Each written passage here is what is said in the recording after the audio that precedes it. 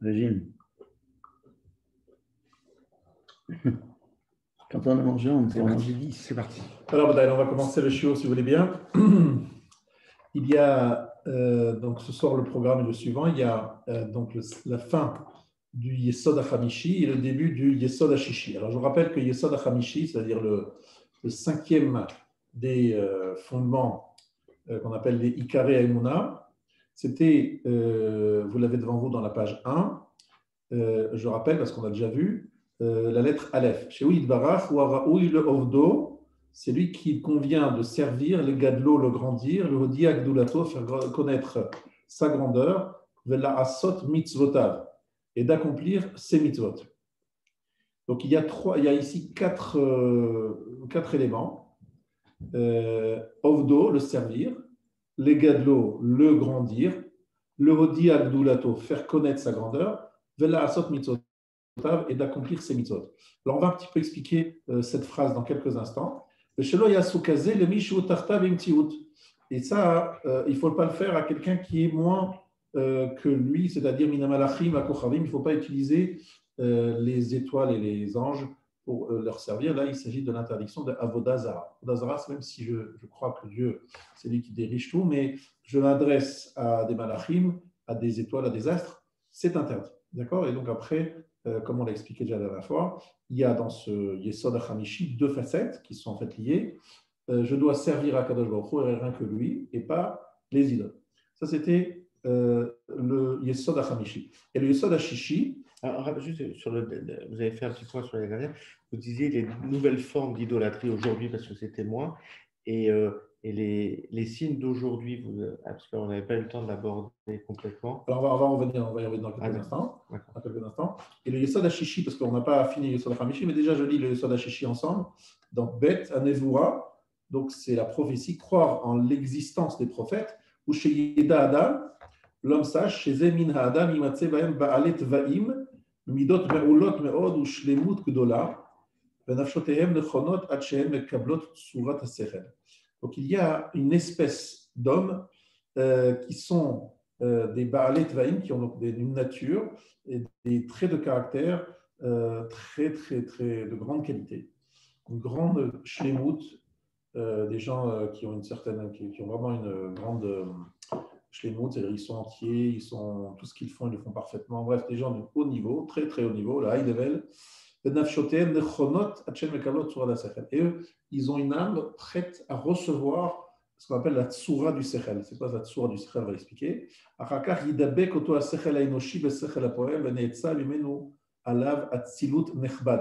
Donc il y aurait un contact entre le sechel enoshi, donc l'intellect, le cerveau, l'intellect humain, et sechel apoel, le sechel actif, et on va voir ce que ça veut dire également.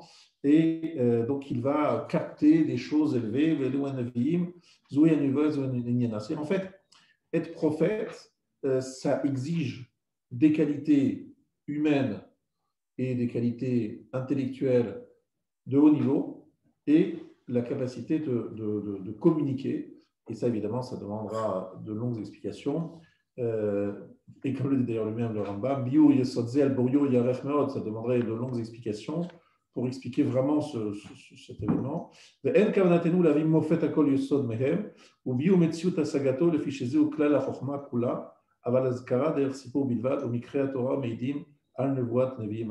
il y a beaucoup de versets qui expliquent ce que font les différents prophètes. En fait, il dit que c'est quelque chose qui englobe toute la Chokhmah. Alors, tout ça, il va falloir l'expliquer. C'est juste on appellera ça un titre. Il va falloir expliquer dans les détails. Mais en fait, le programme aujourd'hui serait de finir le Yesod HaChamishi et de commencer le Yesod HaShishi. Voilà. On va passer à la page d'après et on reviendra sur les deux autres sources qui sont dans la même page. Donc, à la page 2. Donc, je vous rappelle quelque chose de très important. Nous étions en train d'étudier la Tfila. Alors, je vous invite donc à la page 2. Au milieu de la page, il y a Zayin, Bet, Dargot, Bitfila. Il y a deux niveaux dans la Tfila. Kol inyan la Tfila où toute la notion même de la Tfila, chez Klacher, Animit Palel Elav, Anim Evakesh, ou Yiritse Bevakashet. Je prie pour qu'il veuille ma demande, qu'il qu'il ait envie de ce que je demande. Et Yiratson milfanecha. Akavana shani mevakesh me'abore sheratsono shelo yirtse v'davar oto ani vakesh. Donc je demande du Créateur que sa volonté veuille ce que je demande. Arelo itachen la mol ifne Hashem lomar, on ne peut pas se tenir devant Hashem et dire Ribono shelo, maître du monde, ani rotse v'davar ze. Je veux ça. Pourquoi est-ce qu'Hachem accomplirait ma volonté? Et la yiratsom milfanecha. Nous voulons que sa volonté veuille ce que nous voulons, ce que nous attendons. Ça veut dire, en fait, on ne peut pas dire à Kadosh Baruch Hu, voilà, moi j'ai envie de 200 000 euros, 500 000 euros, 1 million d'euros. Voilà, un exemple. Je veux 1 million d'euros. Hachem, donne-moi 1 million d'euros. Dire ça, c'est pire que ça. C'est être effronté, quoi. C'est de l'insolence. Par contre, tu dis à Kadosh Baruch Hu, j'aimerais bien que tu veuilles ce que je veux. Moi, j'aimerais bien avoir 1 million d'euros. Et Hachem, est-ce que j'aimerais bien que tu veuilles ça? J'aimerais bien que ce soit ta volonté. C'est-à-dire que si ce n'est pas sa volonté, si tu ne veux pas, je ne peux pas te demander, on est d'accord, je ne peux pas exiger, je peux pas demander, que ce soit ta volonté. Que ce soit ta volonté que j'ai 1 million d'euros. Si ce n'est pas ta volonté, ben, j'accepte. Mais j'aimerais bien que tu veuilles ce que je veux. Voilà, j'aimerais que tu veuilles ce que je veux. Et iratson milfanecha. Sinon, parce qu'il y a beaucoup de gens qui pensent que lorsqu'ils prient, Hachem, il doit absolument accéder à leur demande. Tu vas à la choule, non, Hachem. Voilà, je viens Hachem, je suis à la choule, j'ai demandé quelque chose à Kadosh Baruch Hu, j'ai fait une file avec Havana. Hachem, où est le résultat? Je frappe à la porte. Tu ne peux rien exiger. Tu peux juste demander à ce que Hachem veuille ce que toi tu veux. Bon, c'est pas évident. Et on a dit que pour réussir sa prière, il y a une condition. Un, d'avoir ce premier élément que nous avons dit, mais deuxième chose, comment chez nous shoresh inyan atfila ve'idea echechit akodem de ma'aseh atfila chez zulat retsono lo yitkayem shul davar olam. La conscience qu'à part sa volonté, rien ne peut exister dans ce monde. Ce monde ne peut exister sans qu'il veuille. S'il veut, il y a, il ne veut pas, il n'y aura pas. C'est tout. Alors, là-dessus, on a déjà longuement expliqué tout cela la dernière fois. Là, nous allons commencer quelque chose de nouveau que nous n'avons pas expliqué la dernière fois et qui est Mashe Amarno. C'est le chapitre Mashe Amarno ou Atralat Inyan Atfila. Ce que nous avons expliqué, c'est le début. Ou Belo Ze Hamaaseh Lo Nikra Klal Tfila. Sans cet acte-là, il n'y a pas de tfila. Je vous rappelle qu'il fallait aussi se rappeler qu'on était devant Kadosh Baruch Hu, qu'il faut penser qu'on est devant Hachem. À part la traduction des mots, penser, réaliser qu'on est devant Hachem. Mais ce qui est intéressant ici, c'est qu'il y a un niveau de tfila plus élevé encore, d'un autre niveau que développe le Nefesh HaChaim. C'est le Rav Chaim de Volojine. Et cette chose-là que développe Volojine, c'est une ligne Amitpalel Amiti, Meshatef Shamayim Betsaro. C'est au maximum, hein. Il parle doucement. Le à sa souffrance. Tu veux ta photo? Tu veux ta photo? Oui, oui. Je dis pas qu'est-ce qu'il fait sur moi. Je peux parler aussi? Non.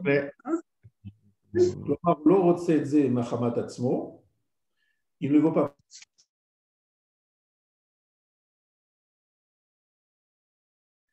C'est-à-dire, je ne veux pas parce que moi je veux parce que je ne veux pas faire souffrir à Kadosh Baruch Hu. Qu'est-ce que c'est que cette histoire?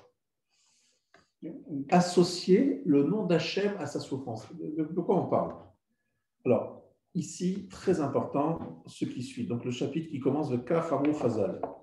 Bitzman she'adam mitzta'er. Lorsqu'un homme souffre, Shrina malachon omeret. Qu'est-ce qu'elle dit la Shekhinah? Kalani meroshi, kalani mizroi. J'ai mal à la tête, j'ai mal à mon bras. C'est-à-dire que Akadosh Baruch Hu ressent la souffrance que j'ai à la tête ou la souffrance que j'ai à mon bras. Lorsqu'il y a une souffrance en bas, eh bien cette souffrance est ressentie en haut. Be'ofan chazak yoter, encore plus. Bechol tsaratam lo tsar, dit le verset dans Yeshaya. Dans toute leur souffrance, lui, il souffre des souffrances que nous avons. Il souffre de nous savoir, nous voir souffrir. Lorsqu'on parle de la mort des fils d'Aaron, c'est écrit Lifnei Hashem 2 fois. La lettre est cachée, Lifnei HaKadosh Baruch Hu, Kiflaï Me'avi, vous entendez? Kadosh Baruch Hu s'écrit 2 fois Lifnei Hashem lorsqu'on parle de la mort de Nadav et Avihu.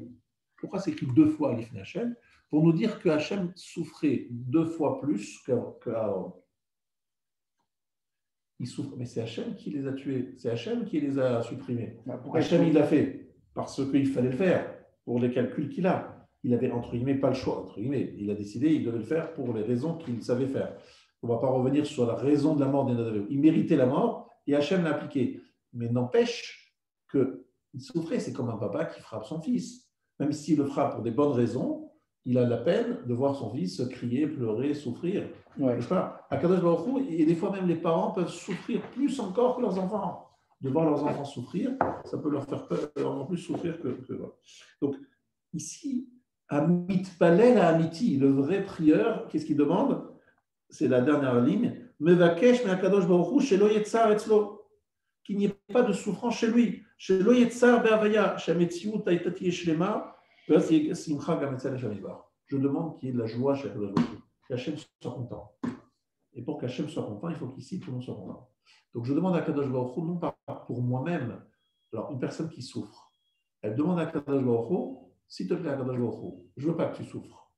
Attends, le problème, ce n'est pas moi, c'est toi qui souffres. Non, mais je sais que lorsque je souffre, tu souffres aussi. Donc je prie pour que ta souffrance disparaisse. Mais attends, on parle de qui? On parle de ta souffrance à toi. Non, moi je ne prie pas pour moi, je prie pour toi. Vous avez bien compris que c'est un niveau très élevé qui est la capacité de prier pour la Shekhinah.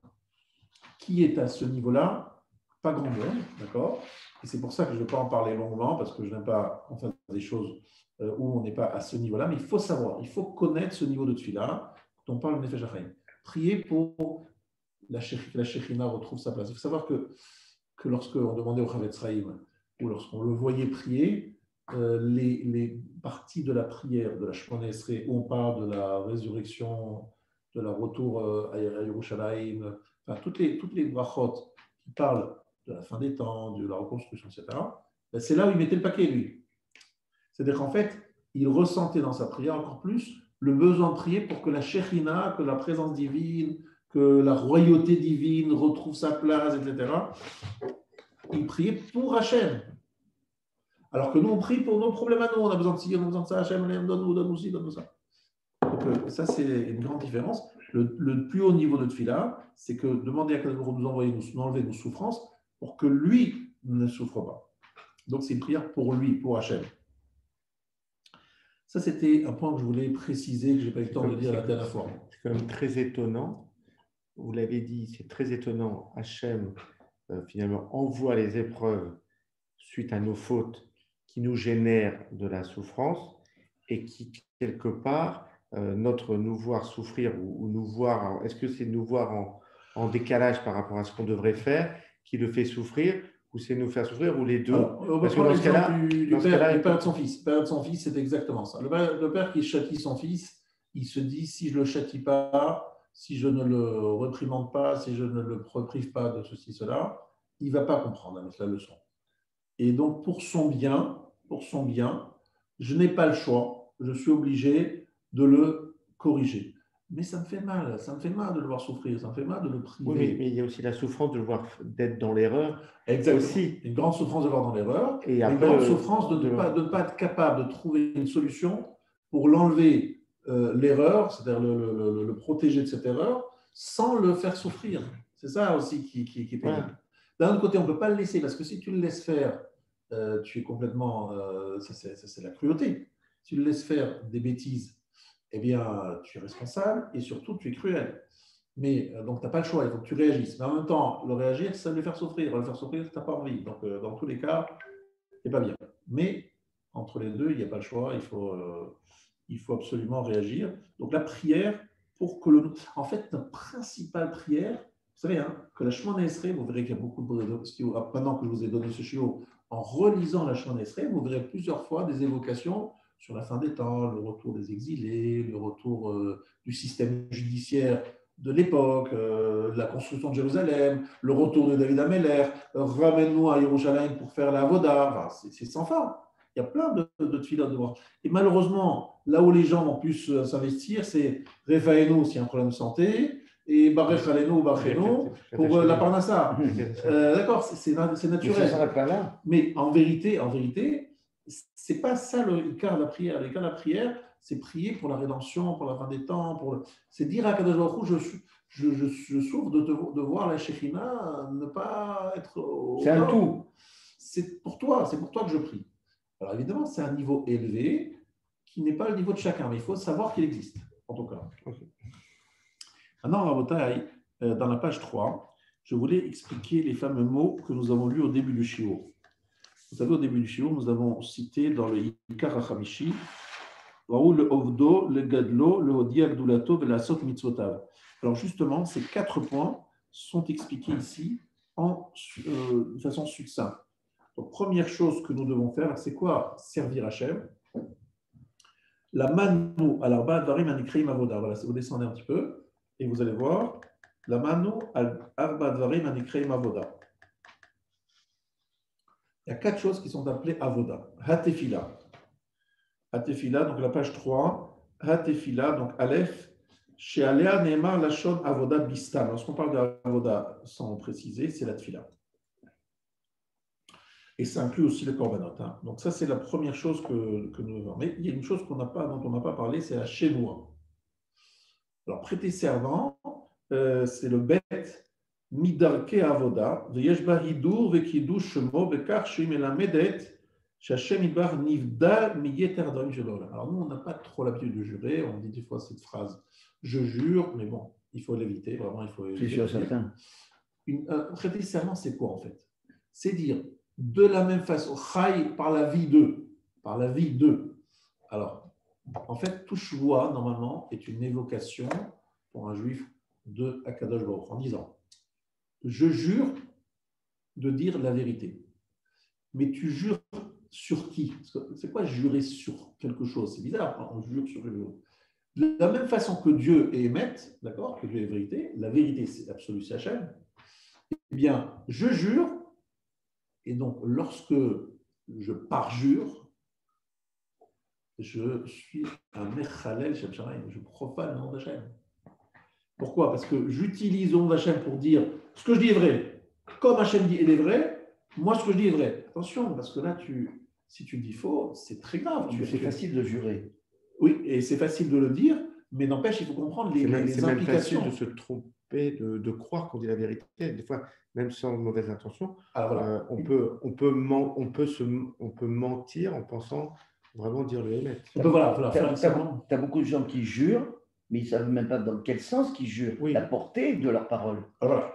Effectivement, il faut savoir que les Chachamim évitaient toujours de jurer, même ils pensaient avoir vraiment raison et ils se rappelaient, ils avaient trop peur de se tromper, d'avoir oublié. Comme dit, des fois c'est par inadvertance. Et c'est le 3e commandement, l'otissa shem Hashem lashav. Le 3e commandement. Et de quoi il s'agit? De prononcer le nom d'Hachem en vain. Il s'agit d'un serment. Parce que le serment, s'il est faux, c'est une profanation de Hachem. Oui, parce qu'ils veulent jurer pour se dédouaner. Parce que jurer, c'est toujours par le nom d'Hachem. On a toujours une évocation de Hachem. Oui, beaucoup de gens, je jure sur la Torah, je jure sur la Mezouza, peut-être. Mais tout ça, c'est pour. C'est très grave. Mais c'est grave. C'est pour se dédouaner, pour se prouver. Non, c'est pas pour se dédouaner, c'est pour certifier conforme, certifier la véracité de ce que vous dites. Je me porte fort. Je signe et je me porte fort. Je jure par la Torah, je jure par la tête de l'origine. C'est des mots véritablement à éviter et à exclure de notre langage. Mais bien sûr. Mais lorsqu'on jure effectivement, comme il faut, parce que vous savez que des fois on a l'obligation de jurer au Beddin, Torah, avec Beddin. Au Beddin aujourd'hui plus tellement, mais en tout cas, lorsqu'il y avait le Beddin, quand les choses se passaient, on prenait un Sefer Torah. On jurait sur le Sefer Torah. C'était très, très, très solennel. Et avant de jurer, on nous prévenait, attention, hein, si tu fais un faux serment. C'est pas n'importe quoi, là. Effectivement, c'était une façon d'obtenir une vérité. Voilà. Exact. Et évidemment, le fait de jurer par quelque chose, et comme quelque chose aussi important que la Torah et que la Kadosh Baruch Hu, ça t'oblige évidemment à beaucoup d'honnêteté. Et donc la Shevoua, midarke ha'avoda, je reprends les mots de la lettre bet, veyesh bahidur vekidush shemo, bekar shimelamedet שהשם נדבר נבדל מיתר הדברים שבעולם, שרק הוא לבדו יש לו אמיתת עצם, בכל יתר הדברים תלויים בו. Alors c'est quoi cette phrase? Il dit qu'en fait, il n'y a que lui qui est une vérité intrinsèque. Il existe sans dépendre de quoi que ce soit. Toutes les autres choses dépendent de lui, toute autre chose. Donc lorsque vous voulez jurer, il n'y a personne, en fait, il n'y a pas de repère autre que lui. Donc jurer, c'est par lui, automatiquement par lui. Et le Kadesh et Shemo, sanctifier son nom. Alors là aussi, c'est important, Kiddush Hashem, c'est ce qui est écrit dans la même page, mais un peu plus haut. Vous l'avez, on l'a sauté tout à l'heure, toujours la page 3. Rambam dans Sefer Mitzvot, Oshitsivanu le Kadesh et Hashem. Il faut sanctifier le nom d'Hashem. Mais comment on sanctifie? Je serai sanctifié parmi les enfants d'Israël.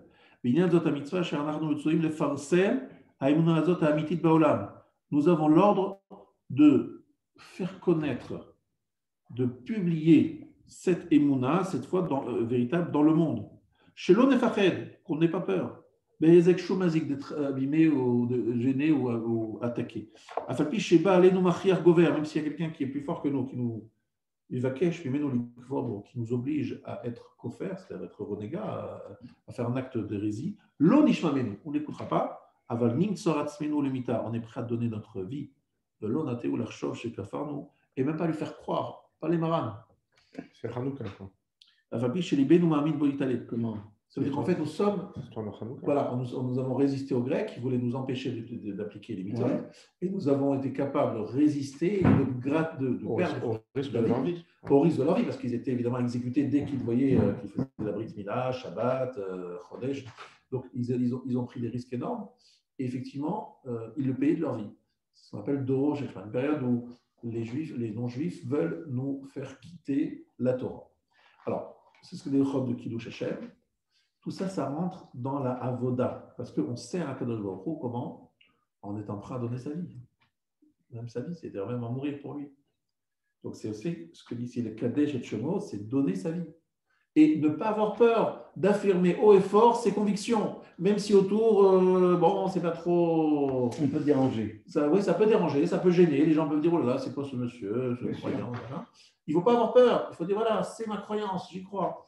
Ça, c'est Kiddush Hashem. Tout à fait. Et à Siyat HaMitzvot, l'accomplissement des mitzvot, ça, c'est évident, même pas besoin de commenter, l'accomplissement tout simplement des mitzvot. Donc on a 4 éléments qui font partie de ce serviteur fidèle qui prouve et qui sont effectivement Tfila, Shevoua, Kiddush Hashem et Asiyat HaMitzvot. Voilà ce qu'on va commenter maintenant pour expliquer le Yesod HaChamishi. D'accord? Donc ça, c'était important de le... Vous avez évoqué tout à l'heure le serment qui était une profanation du nom divin. Les brachot, les vatalot, les vatala. Alors, brachot et vatala, d'après le Rambam, d'après certains décisionnaires, ça se rentre aussi dans l'interdiction de l'otissa Shem Hashem Hashem, c'est-à-dire de dire Baruch Ata Hashem pour rien, sans raison, ce qu'on appelle une bracha levatala. C'est une interdiction, selon certains, qui rentre dans le principe de l'otissa Shem Hashem.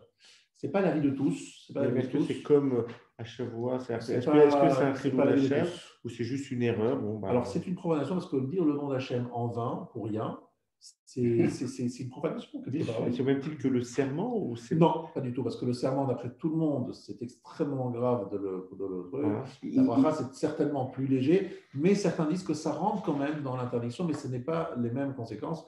Sur le serment, c'est écrit celui qui fait un serment, un faux serment, en prononçant le nom d'Hachem, c'est grave. Le monde entier tremble. C'est pas un manque de émouna quand on fait une bracha levatala parce qu'on s'est trompé dans la bracha ou qu'on l'a dit trop. Ça n'a pas le même degré. Je pose la question parce que c'était très très solennel, prendre faire un serment sur la Torah, etc. Et aujourd'hui encore, les soldats de l'armée israélienne, ils font le serment sur la Bible, sur la Torah, etc. J'ai entendu même aux États-Unis. Sur le mur, devant le mur, sur le côté. Non, mais les médecins aussi, les médecins, ils font un serment. C'est quelque chose de très solennel. Bien sûr. Très engageant. Donc, ce n'est pas la même chose qu'une bracha, même si une bracha, c'est grave de faire une bracha vatala, mais on ne peut pas la comparer. On peut faire une erreur. Si c'est une erreur, évidemment, mais même si quelqu'un qui ferait sciemment une bracha vatala. Un serment, c'est différent. Mais un serment, c'est beaucoup plus grave. Beaucoup plus grave. Mais effectivement, le fait de faire un serment et de dire le seul repère que j'ai pour faire mon serment, pour prouver la véracité de mon serment, c'est Akadosh Baruch Hu. C'est lui la vérité absolue. Voilà. Lui, c'est la vérité, tout le reste, c'est des c'est une vérité, on va dire, conditionnelle. Alors, je voudrais vous demander de prendre la page 4. À la page 4, on va étudier un Rabbeinu Yonah dans la partie basse de la page.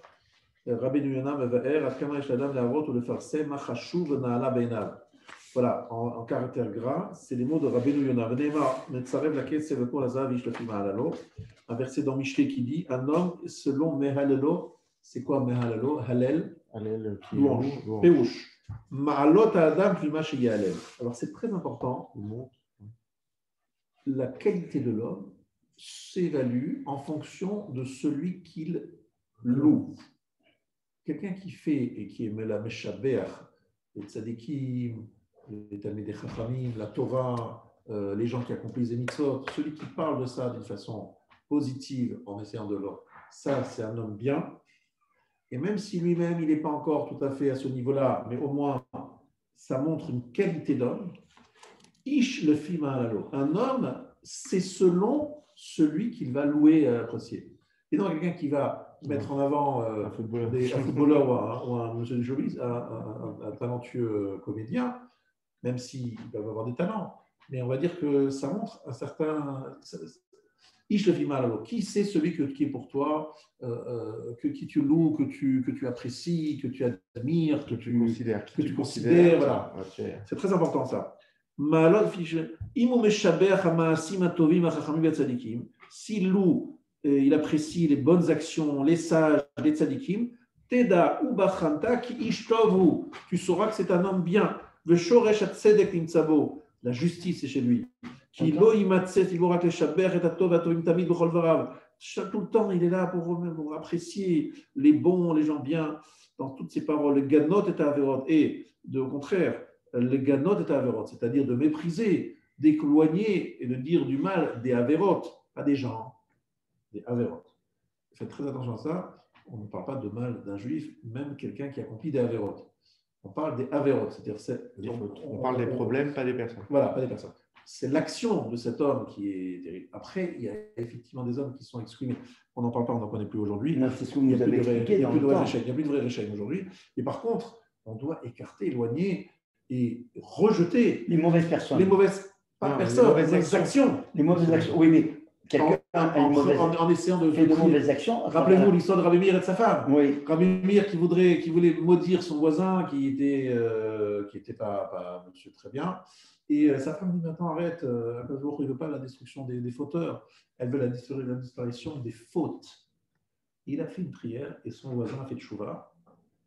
Donc la faute a disparu, mais le fauteur a fait tchouva. Il ne faut pas prier pour la disparition du fauteur, il faut prier pour la disparition des fautes. Donc prier pour que l'homme fasse tchouva, qu'il reconnaisse, etc. Donc effectivement ici, c'est ça qu'Akadosh Baruch Hu veut. C'est qu'on apprécie, qu'on loue, qu'on glorifie les bonnes actions, les gens bien, et qu'on écarte les mauvaises actions. Osbera ou bechor betov, être dégoûté par le mal, mious, ce soit dégoûtant, et bechor betov, choisir le bien. Voilà, vous avez compris l'idée, je pense que c'est clair. Même chose dans la page haut de la page, l'inverse, Zé Shamur Razal, abonnez-nous Zichronan Yocha, mais Vazet Amit Racham, ou Bozet Varachem, En Lochelek Lomaba. Celui qui méprise un Talmid Chacham, il méprise la parole d'Hachem, il n'a pas de part dans l'Olam Haba.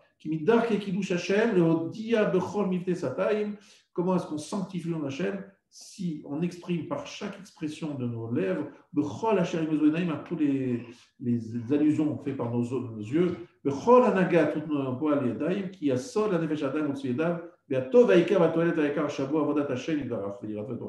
ce que nous devons montrer, de ce dont nous sommes fiers, ce qui est au centre de notre vie, c'est servir à Kadosh Baruch Hu et le craindre. Et s'il y a des gens qui l'appliquent, qui sont des gens qui craignent Dieu, etc., c'est au contraire de les apprécier, de les mettre en valeur, pas de le vazot. C'est intéressant en français. Baser, bon, c'est un mot qui n'est pas un très beau mot, mais baser, c'est un peu rejeté. Et en hébreu, baz lavos, c'est mépriser.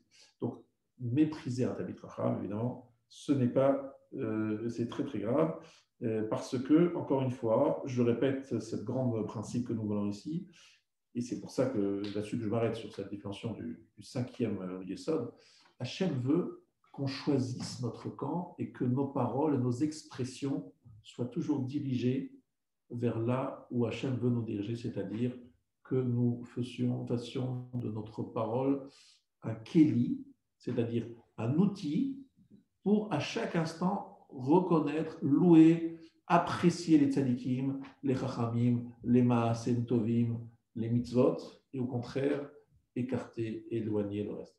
Et le fait de répéter sans arrêt, comprenez bien que vos enfants l'entendent, votre entourage, vous-même, vous entendez vous-même, c'est quelque chose qui va vous entraîner vers le bien. Donc, importance de reconnaître et de dire et de parler et d'exprimer. Voilà un petit peu ce que je voulais dire sur ce Yesod HaChamishi. Maintenant, nous passons à Yesod HaShishi, qui est celui donc de la Névoie. Alors, nous sommes aujourd'hui à la page 5, mais avant d'arriver à la page 5, il faut que nous lisions de nouveau la page 1. Reprenons la page 1 pour voir des textes qui sont en bas. Alors, c'est très intéressant parce que deux choses. Ce shiur se fait dans la semaine du 10 Tevet, où ce que nous allons dire est véritablement fondamental, et vous allez comprendre pourquoi. Et la deuxième chose, c'est le jour où, c'est ce vendredi, jeudi soir, que Niftar, le Rav Moshe Shapira, il est Niftar un 10 Tevet. Et dans ses cours, et il insistait beaucoup sur le 10 Tevet comme étant un jour très particulier. Et cette année, il a aussi une particularité, c'est qu'il est un vendredi. Donc, on va rentrer dans Shabbat avec la fin.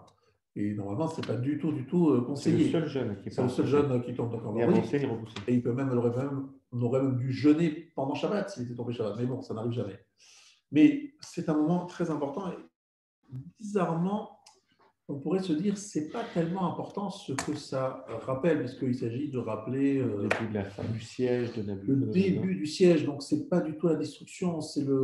Ils ont commencé à installer le siège autour de Jérusalem. Ce n'est pas, a priori, un événement. C'est le 17 Tammuz, il y a les 17 Tammuz, on a fait la première brèche. Après, le 9 Av, il y a eu la destruction. Ça, ce sont des dates plus marquantes.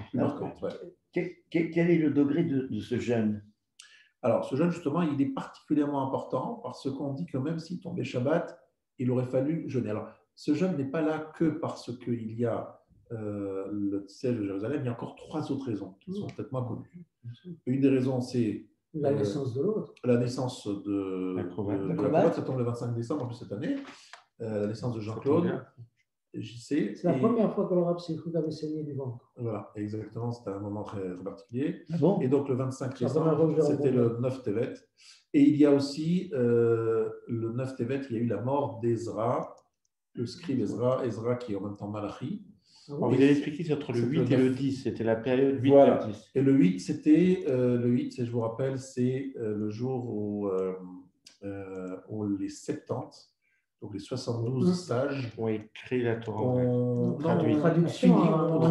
transmis leurs travaux, le résultat de leurs travaux. Donc en fait, ils avaient traduit la Torah, ils l'ont traduit de la même façon, de façon miraculeuse, exactement les mêmes mots, mais quand même, nos sages nous disent que c'est un moment très dur qui est à comparer au jour où il y a eu le veau d'or. Tellement nos sages disent qu'il y a eu une obscurité qui est descendue dans le monde pendant 3 jours. Et donc on a 8, 9, 10, 4 événements qui sont pour nous des événements de... C'est le début de quelque chose de négatif. Et pour répondre à ta question, Louis, ça commence le matin. Alors, j'ai lu. Alors, justement, nous allons voir maintenant, dans la page 1, la référence Gimel, où Alexandros Mugdam. Alexandre Mugdam, c'est Alexandre le Grand. Chez Malach Yudbet Shana, vous savez qu'il a régné 12 ans, pas plus. Il est mort à 33 ou 34 ans, donc très jeune. Adkan ayu haneviim mitnabim beruach hakodesh. Jusqu'ici, les prophètes prophétisaient avec le roi hakodesh. Mikan ve'elach hat oznecha ushma divrei chachamim. À partir de là, tends l'oreille et écoute les paroles de nos sages. Je veux dire, en fait, fin de la prophétie. Ce sera, alors c'est l'année, non, j'ai dit que la mort de Ezra, c'était le 9 Tevet. Or, Ezra était le dernier prophète. Ezra, qui est Malachi, c'est un autre nom d'Ezra. Malachi, c'est le dernier prophète, il est mort le 9 Tevet. Et avec lui a disparu le dernier prophète, donc il n'y a plus de prophétie. Et ça, c'est un point important. Et c'est l'année où Alexandre a été sacré empereur. La même année. La même année. Et on va rajouter dans la haute Dalet le Gaon de Vina. Adkan ayu anevim, donc c'est le Meshach Horma qui le cite. Adkan ayu anevim mitnabim, perush keshehargu et yetzara, batla nevoa. Alors là, il rajoute quelque chose de très intéressant, c'est que lorsqu'il y a eu, ils ont tué le Yetzara, on parle de Yetzara de Avodazara, c'est vrai qu'il y avait un penchant d'Avodazara. Ils ont annulé la névoie a disparu. Alors, j'explique ça depuis longtemps, c'est qu'en fait, il faut qu'il y ait un équilibre. Donc, s'il y a une névoie, une expression de Dieu, une révélation de Dieu, bah, automatiquement, il y a en face des forces du mal plus fortes. Parce qu'une névoie, c'est une forte révélation. Il faut juste dire ce que Rav Wolbe nous disait. Il nous disait que lorsqu'un prophète parlait, les gens en face, ils sentaient, ce n'est pas un orateur, un bon orateur ou un charismatique, on sentait la parole d'Hachem qui sortait de sa bouche et ça créait un choc chez l'auditoire est incroyable. C'est-à-dire qu'un prophète qui parle, ce n'est pas un rabbin doué qui parle, ce n'est pas ça. C'est vraiment une puissance incroyable. Et donc, le prophète ont disparu, les prophètes ont disparu avec la mort de Ezra, le dernier prophète. Et ça, c'était le 9 Tevet. Et avec lui, il y a eu aussi la disparition du Yetzara d'Avodazara. Alors, on va essayer de comprendre ce que ça veut dire, que le lien entre les deux, ça ne paraît pas évident, mais j'explique qu'en fait, lorsqu'il y a moins de Yetzara, donc il y a aussi moins de révélation. Parce qu'Hachem fait toujours attention à avoir l'équilibre entre des forces vers le bien et des forces qui nous mènent vers le mal. Donc ça, on va revenir, si vous voulez bien, après sur ce texte. Et maintenant, nous allons prendre la page 5. Alors, la page 5, donc à la haute bête, donc Kocho Shel Yetzara, la Avodazara. La force de Yetzara qui nous tire vers la Avodazara, que fiche Emedbar et Divrei Chazal. Et Yetzara Shel Avodazara, donc page 5 à l'autre bête. Donc il y avait une poussée très forte. On ne sait pas ce que ça veut dire le Yetzara d'Avodazara, on ne comprend pas ce que c'est. Agmara Mesaperet, l'Agmara répond dans Sanhedrin, chez Ravashi Gia Belimudo Ana Mishnah, Shlosha Melachim, Verba et Yodot Elem Chelek Olam Haba. Ravashi enseignait la Mishnah. Et il enseignait à ses élèves 3 rois et 4 idiototes, 4 qui ne sont pas rois, n'ont pas de part au Olam Haba. Demain, nous allons parler de nos amis. Comment Menaché, il voulait parler de Menaché. Alors, Menaché, c'est qui? Menaché, c'est le fils de Chizkiyahu. Il est marié avec la fille de Yeshayahu, donc quand même le prophète Yeshayahu, le grand roi Chizkiyahu, donc c'est son fils. Et Menaché, c'est l'exemple de ce qu'il y a de plus terrible dans l'histoire juive, c'est-à-dire un homme qui a installé l'idolâtrie dans le sanctuaire lui-même. Il a érigé des statues dans le sanctuaire, 2 statues l'une en face de l'autre. Et il a poussé le peuple juif tout entier à véritablement à être des grands idolâtres. C'est un grand idolâtre, un choté ou marti tarbi. À cause de lui, il y a eu une destruction de Beth Amikdash. Oui, à cause de lui. Pourquoi? Parce qu'il a tellement su, il est tellement puissant que les gens l'écoutaient et qu'il a su implanter en nous cette attirance à la Vodazara. Et lorsqu'il a fait tchouva, parce qu'il a fait tchouva finalement, mais c'était trop tard, parce que tout le monde avait tellement écouté, tellement entendu et tellement apprécié, que finalement, c'était un homme d'une puissance incroyable. Dans ça, je dis que c'est un Tamid Chacham d'un niveau qu'on ne connaît plus. Un Tamid Chacham d'un niveau incroyable, mais extrêmement dangereux, justement, parce qu'il était très fort. Et j'aurais écouté, parce qu'il était très fort, il était puissant. Donc les gens l'écoutaient, et c'est pour ça qu'il a eu ce succès, entre guillemets, je veux dire. Et à cause de ça, la destruction de Beth Amikdash. On comprend pourquoi Chizkiyahu ne voulait pas avoir d'enfant. Il dit, je ne veux pas avoir d'enfant. Alors Yeshayahu dit, tu vas mourir. Mais je n'ai pas envie d'avoir d'enfant. Je vois très bien que j'aurai un fils catastrophique. Je préfère ne pas avoir d'enfant. Il me dit, non, ça, ce n'est pas tes affaires. Toi, tu dois faire ta mitzvah, Piria Verivia, tu dois avoir des enfants. Et ce que Hachem décide, il décide. Ce n'est pas ton affaire. Donc il s'est marié, il s'est dit, je vais prendre la fille de Yeshayahu. Donc une bonne famille. Donc, entre moi et Yeshayahu, on va faire un beau produit. Ma affaire, Menaché est parti. Et c'était un grand. Alors, comme on va le voir par la suite, c'est que Ravashi, Ravashi, je vous rappelle, pour que ce soit un peu au niveau historique, on se rappelle, Ravashi, c'est celui qui a terminé la Gemara, c'est celui qui a signé la Gemara, qui l'a fini. Donc, Ravashi, c'est quelle année?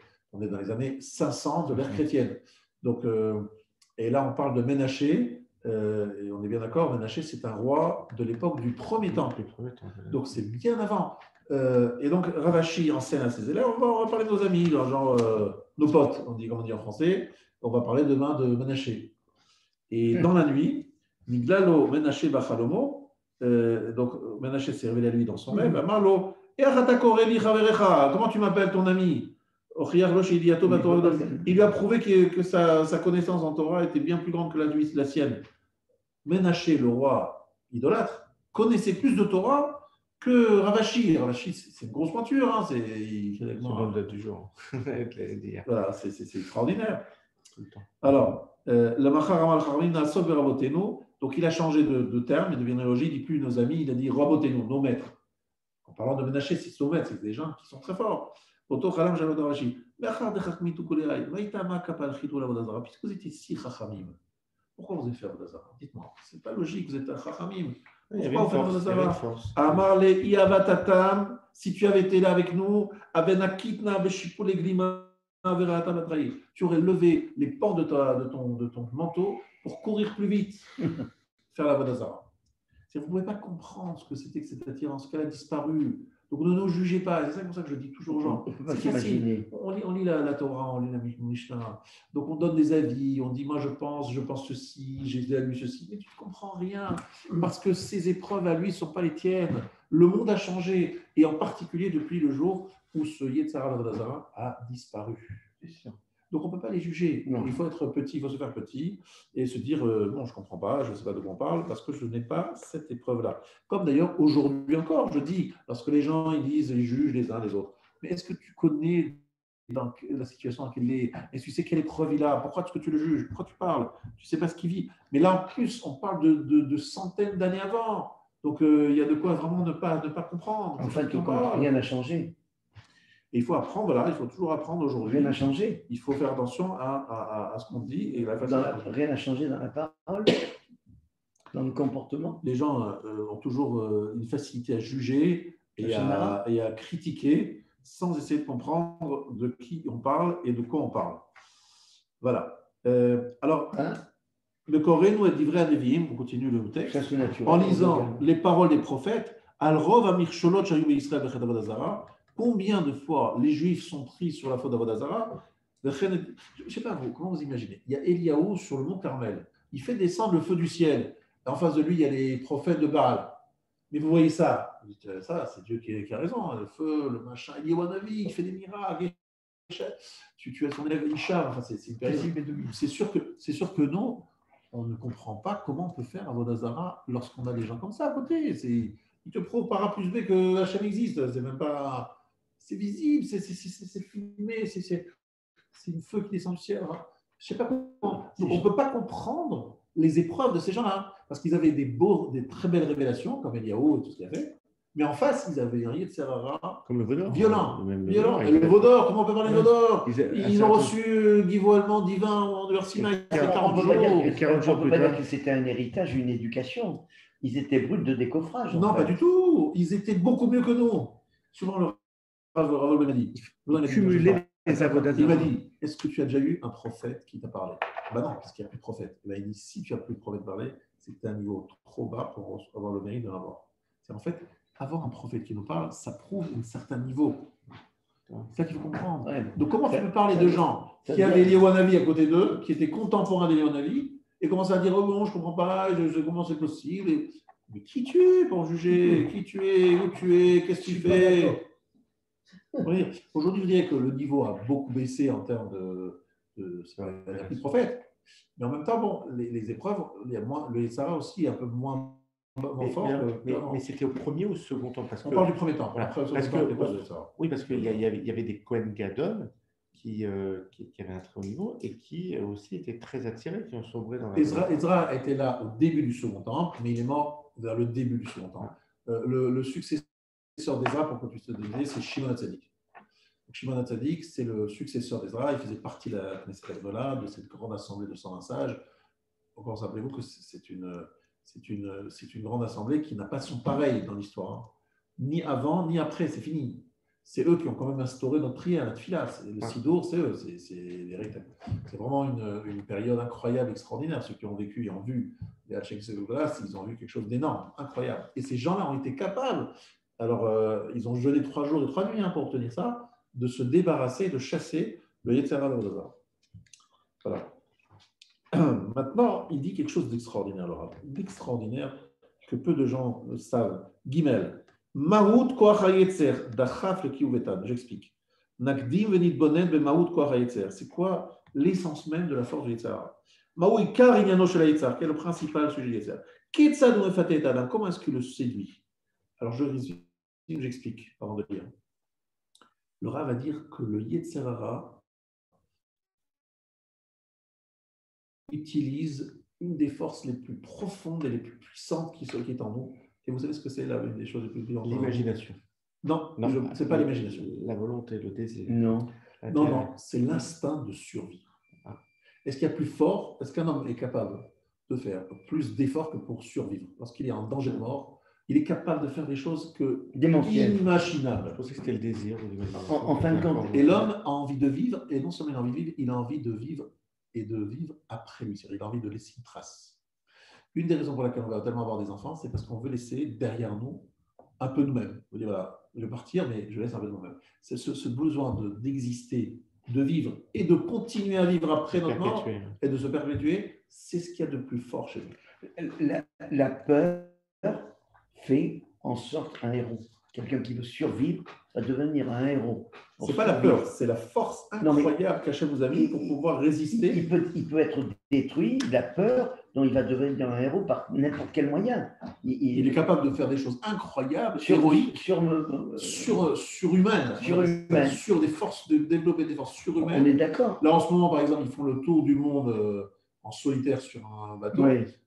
C'est des situations extrêmes. Mais ils se mettent en danger. Il dit même que la raison pour laquelle des gens se mettent en danger de mort, c'est parce qu'ils veulent apprécier la joie d'être en vie. La raison pour laquelle les gens se mettent en des sports extrêmes, c'est parce qu'en fait, ce qu'il y a de plus grand, c'est de palper la joie d'être en vie, de survivre. Et donc, ils se mettent en situation, ils risquent de perdre la vie pour pouvoir apprécier cette joie d'être en vie. Ça a du sens. C'est incroyable. Non, c'est tout à fait insensé parce que tu risques de perdre la vie. Et de perdre la vie, c'est pas. Non, mais ça a du sens. Quelqu'un qui veut se surmonter pour. Mais c'est extrême. Mais c'est ça, je cherche le mot. Eh bien, chers amis, le Rav nous dit dans un autre passage, que je n'ai pas ici pris, il dit que c'est l'origine même de Harayot, la puissance de ce qui nous attire vers la sexualité interdite, vient aussi beaucoup du fait que là-bas se trouve le secret et la source de notre vie après notre vie. C'est là que se trouve donc la procréation, donc notre vie après notre vie. Cette chose-là qui est détournée, évidemment déviée, est évidemment la chose la pire, parce que tu utilises ce qui te donne l'éternité pour l'utiliser à des fins purement destructrices. Et donc, ça c'est un point. Et le deuxième point, c'est même la volonté de profiter de plaisir. Pourquoi est-ce que je veux jouir? Pourquoi est-ce que j'ai envie de jouir? Pourquoi nous voulons tous jouir? Quelle est la vraie raison et l'énergie que nous développons pour obtenir un moment de plaisir et de joie? C'est qu'on se sent plus vivant lorsque on est dans la jouissance. On se sent vivre pleinement. Donc, c'est encore une fois l'envie de vivre, de vibrer, etc. Pourquoi il y a des gens qui jouent dans leur travail, ils investissent des sommes incroyables dans des startups, dans des choses, en prenant des risques énormes de perdre beaucoup d'argent? Pourquoi il y a des gens qui jouent à la bourse? Pourquoi il y a des gens qui jouent au casino? Pourquoi il y a des gens qui jouent au loto? Ils veulent jouer ils veulent trouver une excitation parce qu'ils se sentent plus vivants lorsqu'ils sont excités, lorsqu'il y a quelque chose qui se passe, lorsqu'il y a quelque chose d'excitant. Ils sont chez eux, confinés, enfermés à tourner en rond. C'est pas très, tu ne te sens pas vraiment vivre, tu te sens, voilà, je vis à moitié, je n'ai pas d'occasion de vivre. Le confinement égale la mort lente. Oui, c'est un peu comme si je ne vivais pas totalement. Confinement, la mort lente. Je suis en réduction de vie, je ne vis pas totalement. Lorsque je kiffe avec des amis, avec le restaurant, avec les voyages, avec les découvertes, bref, là, je me sens vivre. Maintenant, évidemment, la Torah propose un autre moyen de ressentir la vie, c'est extraordinaire comment la Torah fait. Si quelqu'un aime l'étude, c'est un moment. En étudiant, on se rapproche. Parce que dans l'étude, il y a vraiment beaucoup de difficultés à soulever. Ce n'est pas des choses simples et claires. C'est plein de questions, de réponses, de problèmes, de machin. Donc, quelque part, j'ai vu, moi, ce que j'ai vu, et je peux vous dire ce que j'ai vu chez mes amis, surtout sur le Rav Shach, il y avait la période question et la période réponse. C'est-à-dire, lorsqu'il était en question, il était tout le temps tendu, quoi, concentré, etc. Et puis, trouver la réponse, un autre homme, quoi. Sa vie, c'était question-réponse. C'est-à-dire qu'il étudiait la Torah à fond, il avait des questions, et lorsqu'il trouvait la réponse à des questions qui le taraudaient, et à tel point qu'il vivait ça, c'est qu'il y a plusieurs histoires sur lui, mais c'était M. Chayenu, c'est sa vie, quoi. Alors évidemment, tout le monde n'est pas à ce niveau-là, mais on devrait comprendre que la Torah nous a proposé quelque chose d'excitant, mais pas dans le monde matériel, mais dans le monde spirituel de la Torah. Il y a quelque chose d'excitant à découvrir. Bien, alors maintenant, nous sommes à la page 6 pardon. Il y a Ovde Kochavim ou Mazalot. C'est quoi cette idée de Kochavim Mazalot? Tout ça, nous posons des jalons pour expliquer à la fin ce que nous voulons dire. Ibardo Beshura Kodem, donc à la page 6, chez Inyan Kochavim ou Mazalot, chez Baem Nimtset Hatsura Hashlema, Shelma Shenitza Ba'aretz. Dans les étoiles se trouve la forme complète de ce qui trouve sur la terre. Qu'est-ce que ça veut dire? Je vais l'expliquer dans quelques instants. Il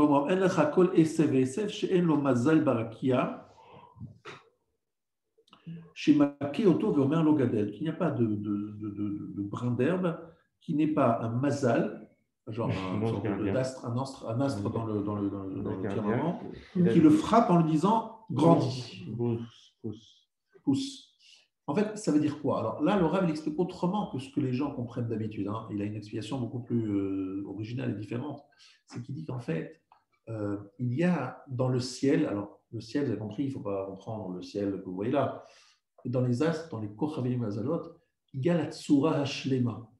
C'est-à-dire, il y a un monde parfait, complet, et ici, c'est eux qui donnent des ordres, d'accord, parce que Hachem leur demande de le faire. Et donc, lorsque l'homme est Oved Kochavim et Mazalot, lorsqu'il sert, il est idolâtre, et qu'est-ce que ça s'appelle? Comment on dit idolâtre en hébreu? On dit Akum. Aïn, Chaf, Vav même, c'est en acrostiche, Ovde Kochavim ou Mazalot, les serviteurs des étoiles et des astres. Et pourquoi cette expression-là? Parce que les gens de l'époque, ils avaient une perception de la métaphysique beaucoup plus forte que la nôtre. Ils croyaient dans des choses qui sont au-dessus de nous, et nous croyons que ça existe aussi. Il n'y a aucun problème là-dessus. Et nous savons qu'en fait, c'est là-bas, dans ces Kochavim Mazalot, que se trouve la Tsura Hashlema, la forme entière, pleine, complète, sans défaut. Et l'homme est chasser, il a des défauts, il a des manques, il a des choses dont il aspire. Il n'est pas parfait. Donc il aspire à découvrir, à aller vers cette Tsura Hashlema, vers cette chose-là qui est entière et complète. Donc il sert les étoiles pour essayer de prendre de là-bas une sorte de complément à ce qui lui manque. On va prendre un exemple très simple. Un homme qui cherche la Parnassa. Reprenons encore une fois l'histoire de la Parnassa. Donc vous savez très bien que dans l'Antiquité, il y avait ce qu'on appelle le dieu de la Parnassa, le dieu de la richesse, le dieu de la prospérité. Donc il fallait faire un service, lui apporter un sacrifice et obtenir de sa part. Alors, il comprenait comme ça, il comprenait qu'il y avait des saris, des malachim, des anges préposés là-dessus. Ils essayaient de les soudoyer entre guillemets en les servant, en disant voilà, donnez-moi la Parnassa.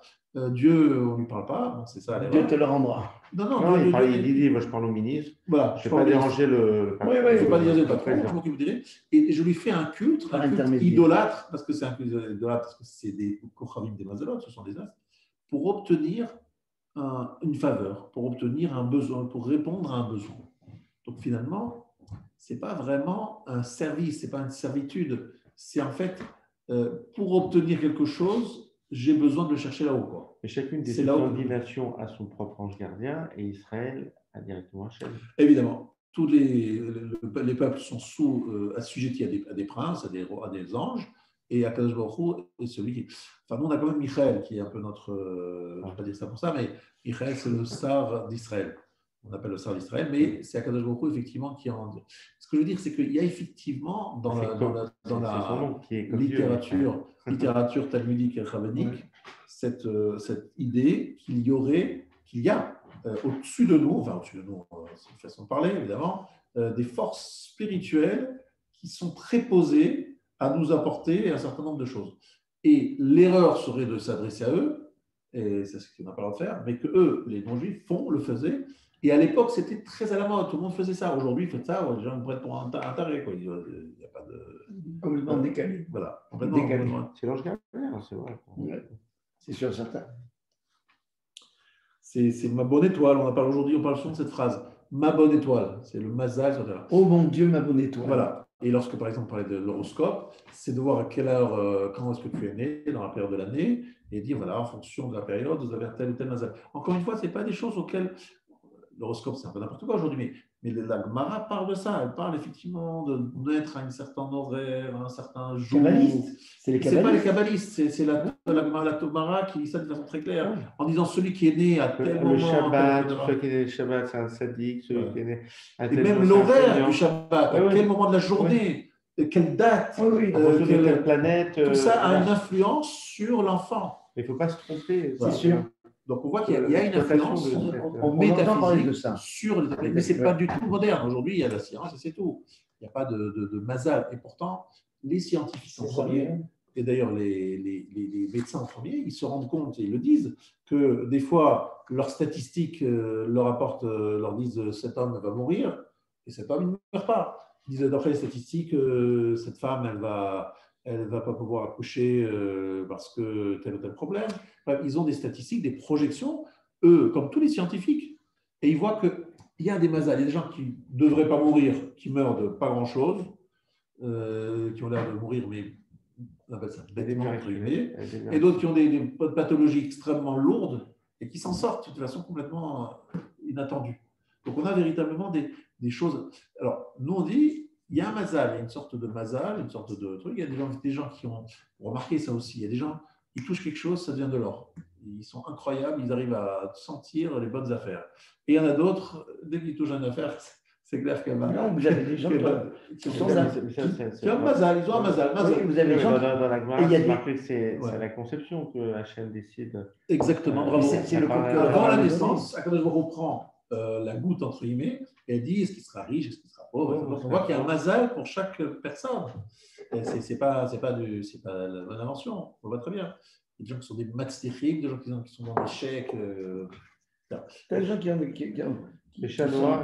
Alors Schwartz, c'est des gens qui ont vraiment un les mazal. hommes de cette époque, déjà dit, les hommes de cette époque servaient ces étoiles et ces astres pour obtenir des faveurs de ces forces métaphysiques, alors qu'aujourd'hui on n'y croit plus, quoi. Ça n'a plus de. C'est juste pour faire entre guillemets des horoscopes. Non, encore une fois. Non, c'est pas démodé, c'est pas démodé. Non, c'est pas démodé. Moi, je peux raconter une histoire que je connais. Non, il y a des réussites. Le maître de Rav, quand même, il a été aidé par un voyant qui, en fait, son père était un universitaire, mais qui habitait Berlin, universitaire, professeur d'histoire. Et lorsque son fils, Shlomo Wolbe, lui envoie une lettre en lui disant « Papa, je voudrais aller à Mir », Mir, c'est quand même un petit village perdu en Pologne pour les Berlinois. C'était des paysans, c'était des rustres, ce sont des pauvres petits, bref, c'est des gens de bas niveau. Et tu lui dis « Papa, est-ce que je peux aller là-bas ?» Normalement, il répond « Non, non, tu restes ici, tu vas devenir prof de fac comme moi, etc. » Et lui, il avait consulté sa voyante, il avait une voyante, qui lui a dit « Lorsque ton fils t'enverra une lettre, il va t'envoyer une lettre très importante, tu répondras oui. » Quelques jours avant, sa voyante lui a dit « Tu recevras une lettre de ton fils, tu répondras oui. » Et il répond oui à cause de ce que lui a dit la voyante. Alors qu'en fait, c'est contraire à sa logique à lui. Il ne faut pas chercher plus loin. Le rabbi, lorsqu'il rencontrait des gens ou les gens venaient le consulter, c'est autre chose, parce qu'il y a des rabbinim qui ont cette chose, c'est autre chose. Je parle de rabbi, Ouach HaKodesh, autre chose. Oui. Là, on parle de voyant, goïm. Ils disent un berlinois, un professeur de fac de berlinois, attention, tu vas recevoir. Alors, ce que je veux dire, c'est que des fois, il y a des choses incroyables, impressionnantes. C'est l'Ashgacha qui les a utilisés pour. Oui, je comprends. Il se retrouve en 1934 à la Yeshiva de Mir et ça change sa vie. Il est bouleversé par le Rabbi Rucham Leibovitch, qui est le Mashgiach de la Yeshiva. Il va le connaître 18 mois, sa vie va changer. Il va changer la vie aussi de beaucoup de gens grâce à ça. Et tout ça, c'est utiliser les voyants. Ce que je veux dire, c'est que, encore une fois, c'était par une rencontre. même François Mitterrand, il rencontrait des voyants, etc. Ça pour vous expliquer qu'il y a quand même, c'est vrai, une influence des astres. Et cette influence des astres existe. Mais ce qui est sûr, c'est que nous, on n'a pas le droit, absolument pas le droit, de croire en cela, c'est-à-dire de les implorer, de leur demander quoi que ce soit. De toutes les manières, ils n'ont aucune indépendance. C'est Hachem qui les manipule et les dirige. Et donc, ça ne sert à rien. Mais à l'époque de la Vodazara, en fait, les idoles étaient des représentations de ces forces métaphysiques de manière à obtenir des faveurs. C'est ça l'idée. Et c'est Mekoubal alors? Mekoubal, c'est autre chose. Il ne faut pas mélanger. Mekoubal, c'est autre chose. Ce ne serait pas Dieu qui utilise ce système-là pour cacher sa révélation, comme il a utilisé une histoire sordide pour sortir de l'Éden.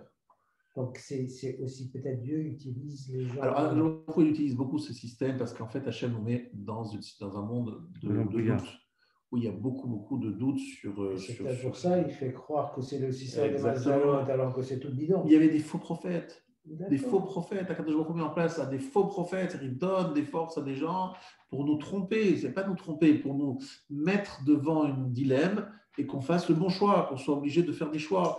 Il nous amène des soi-disant chachamim comme Ménaché, qui est puissant, brillant, tout ce que tu veux, et qui nous amène vers le décor, dans le décor. Il nous amène Yeroboam. Yeroboam, c'est pas rigolo, le roi d'Israël. Yeroboam, qui a fait le schisme avec il a créé deux idoles. Mais il n'est pas noir du départ. C'est-à-dire, à un moment donné, il est brillant, après tu vois. Exactement, il a mal tourné, il était extrêmement brillant. C'était l'homme le plus Tamid Racham avec Achia Shiloni. Deux personnages qui laissaient tout le monde derrière eux. En fait, ce sont des gens puissants qui peuvent nous tromper. Et ça existe dans toutes les générations, même dans celle-là aujourd'hui. Il y a des gens encore qui sont là, qui peuvent nous tromper. Et c'est pourquoi j'avais fait ça. Parce qu'il veut qu'on fasse des choix, qu'on soit. Les gens, ils croient qu'on n'a plus le libre choix. Voilà. Et pour qu'on ait toujours le libre arbitre, c'est le fondement de la Torah. Donc ça, c'est très important.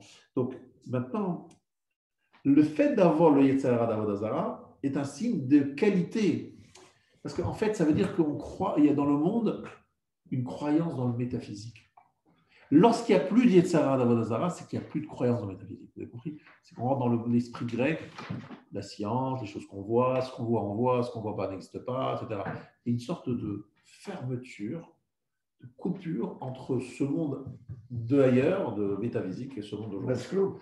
C'est-à-dire cette fermeture se fait par justement l'avènement des Grecs et la disparition du Yetzer Hara d'Avodazara et la disparition de la prophétie. Parce que tous sont liés. Tout est lié. Tout est lié. Est-ce que je crois qu'il y a une interférence des mondes d'en haut avec le monde aussi? Est-ce qu'il y a un lien? Est-ce qu'il y a quelque chose qui se passe? Etc.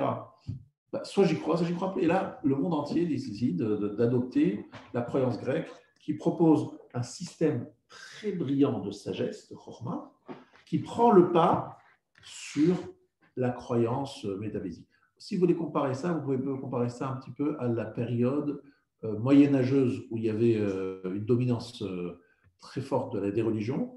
Et tout d'un coup, on passe à la Renaissance, ou la période de lumière, qui sont en fait une croyance où la religion perd son influence et où effectivement, vous voyez des grands scientifiques, vraiment des peintres incroyables, des artistes incroyables. Et cette connaissance prend le pas parce qu'elle remplace, entre guillemets, mais quelque part, il n'y a plus cette croyance dans le métaphysique, dans l'existence d'un Dieu, etc. Ça s'installe un monde beaucoup plus obscur dans la croyance, mais brillant dans la réalisation technique. Ils sont très au niveau technique, c'est incroyable. Et il y a des sages incroyables. Et c'est ça qui nous fait douter. Donc en fait, ce que je veux dire, c'est que tout part ensemble. Vous voyez ce que je veux dire? Sont liés la disparition du Yetzer Hara d'Avodazara, la disparition de la prophétie, c'est-à-dire coupure avec le monde en haut, et l'apparition des Grecs qui proposent un autre système. Et je terminerai sur un mot, c'est en fait lié à la paracha de cette semaine. On a dit que Paro Nitzav al-Hayeor. Paro littéralement était debout sur le Nil, et à propos de Jacob, il est écrit Hachem Nitzav alav. Hachem était dévot sur lui. Vous l'avez cette phrase à la page 6, juste avant le Zayin. Vous descendez un petit peu, juste avant le Zayin, vous avez cette phrase-là, ces deux phrases-là. Fishamou Chazal, Be'evdel Sheben Tzadikim, la Rechaim, Beyachas Lelohut. Paro Nitzav Alayor, Paro est debout sur le fleuve. Donc la dernière ligne, vous l'avez dit, Ben Kodesh Lechol, Etzel Yaakov, Ben Hachem Nitzav Alayor. C'est-à-dire qu'en fait, le Paro utilise son idole à des fins personnelles. Il a besoin de l'idole. Yaakov, il est en dessous d'Akadosh Baruch Hu, il est le serviteur d'Akadosh Baruch Hu. Est-ce que je suis au service d'eux ou j'utilise ceci pour tel ou tel adepte? Et donc ça, c'est un autre sujet qu'il va falloir développer. L'idolâtre, évidemment, ne sert pas son idole. Il utilise une idole pour obtenir des faveurs, alors que le serviteur d'Akadosh Baruch Hu, au contraire, il est là pour le servir. Et plus le maître gagne, plus le serviteur il gagne. Il joue pas perso, il n'est pas perso, il est pour le maître. Et plus il est pour le maître, et plus il se sent investi d'une mission et de quelque chose de très important. Voilà un petit peu le résumé de ce que je voulais dire maintenant. On a encore beaucoup de choses à dire, mais on le laissera avec Hachem pour le prochain rendez-vous, c'est-à-dire dans 2 semaines. La semaine prochaine, il n'y aura pas le shiur, mais ce sera Bezrat Hashem dans 2 semaines. Je vous remercie à tous pour votre écoute. Merci, Ram Chazak. Très beau. Intéressant. Très, très, très Combien on était?